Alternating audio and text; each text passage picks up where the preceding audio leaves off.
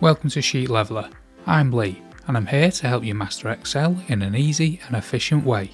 Last time we discussed how to combine names or merge any type of information contained in multiple cells into a single cell. Now let's look at the same concept but in reverse. We'll learn how to easily separate information included in one cell into multiple cells.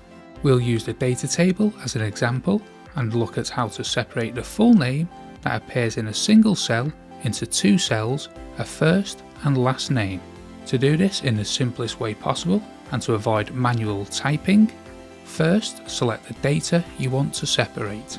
With all the data selected, then click on the Data tab, go to Data Tools and choose the Text to Columns function.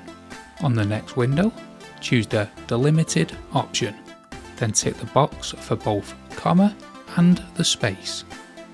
Select the box Treat consecutive delimiters as 1. Then format the final look according to your preferences. Finally, set the destination to the cell you want the separated names to start at. We'll use cell C3. Then click Finish and you're done. Now separating names is a breeze.